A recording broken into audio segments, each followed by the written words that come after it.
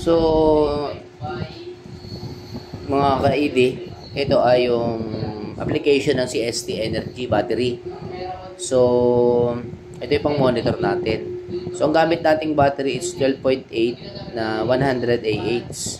So, ang charging niya is percentage is 85. So, yun yung ampere hour niya. So, sa ngayon, discharging siya. Kung mapapansin niyo, nagdi-discharge siya kasi gumagamit tayo ng 50 watts na electric fan. So, gumagamit din tayo ng TV na 65 inches. So, hindi ko nakikita kung ilan talaga yung watts niyan sa likod. So, merong ilaw yung ating aquarium. Tapos yung kanyang tawag dito, yung oxygen niya. So, meron din ng from converts para maging smart TV. Although, this is already smart TV na. So, ito yung pang natin. Kasi dahil Bluetooth nga siya, so 85% siya ngayon. So, discharging siya. So, kung malakas naman yung harvest niya, so nagiging positive siya. Kung mapapansin niyo negative yung niya, nagdi-discharge siya. Mamaya yung status niya, pagka malakas ang sikat ng araw, so magiging positive siya. Tapos yung status, magiging charging siya. So, dahil nga discharging siya, nagkakaroon ng remaining working time. So, 6 hours na lang siya. Kung continuous mo siyang gagamitin with the same appliances. So, SOH, state of health niya. So, tingnan natin yung data. So, same din naman yung SOC naman, state of charging, same din naman yun. So, itong fault, usually, pag may mali kang nagawa dyan or may warning ang battery. So far, so good. So, this application serve as easily monitor the status of the battery. Instead na magpasilip-silip ka, so parang hirap na magpunta-punta ka lagi sa setup mo. Although nasa lupa ito kasi dahil nga tinetesting pa. So unang gawa natin to. So ito na siguro yung tinatawag na medium setup ba to? Although hindi natin alam pa kasi hindi naman tayo batikan sa pagse-setup, pero DIY tayo. May natsambahan din naman natin kahit una pa lang. So ito yung battery ng CST. So, kung bibili kayo at may pera rin naman, so, doon lang tayo sa, kahit pa paano may Bluetooth na. Parang additional of 1,000 lang naman ata siya. So, kung medyo nakakaluwag-luwag, so, pwede na natin. Yun na lang siguro. So, kung mapansin ninyo, so, eto na siya. I-refresh natin. Baka nagbago naman yung status niya. So, discharge talaga siya. 185.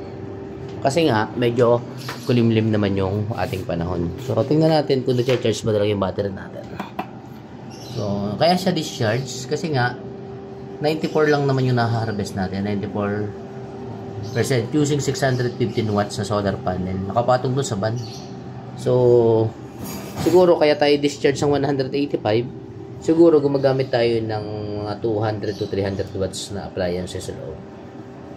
So, kung siya ay mag-harvest ng, let's say, kung 615, hindi naman talaga niya makukuha yung 615. So, sabihin natin 70%. So, 6 times 7, so 420 watts. So, kung harvesting tayo ng 420 watts, 70% ng ng solar panel na yon. So, kahit pa paano, kung ang ginagamit mo lang naman ay 300 watts sa loob, so, medyo tumutubo pa sana yung yung battery mo. Ibig sabihin na tumutubo, instead na discharge, so charging ka sana pa konti-konti. Yung 85 mo, 85% na charging, so madadagdagan siya. So, sa halip na siya pabawas, padagdag siya or maintain. So, unlike now, so minus 181 siya. Discharge. So, parang siya ngayon, dugi ng konti. So, not bad para sa unang try natin. So, medyo napalaki kagad yung setup natin. 1 kilowatt kagad yung binanata natin. Ito nung POW MR na to is gumamit ako ng 60 amperes dyan. So, 12 volts times 60. So, 720. Correct me if I'm wrong sa mga magagaling dyan. So, yung mga nakakaunawa at nakakaintindi. Hindi ko rin masyadong pero base lang naman sa konting hindi naman siya umiinit. So far so good siya.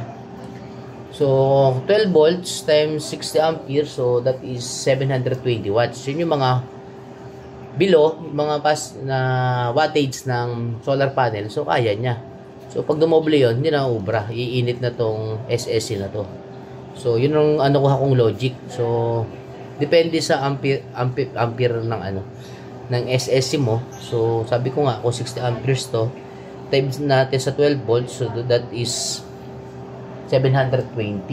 So, kung 650 naman yung solar panel niya, so, hindi naman niya talaga mabubuo yung 615. So, kayang-kaya. So, gumamit tayo ng breaker. So, may polarity naman yan. So, positive, negative, red. Ginamitan natin ng red color coding. So, that is the breaker.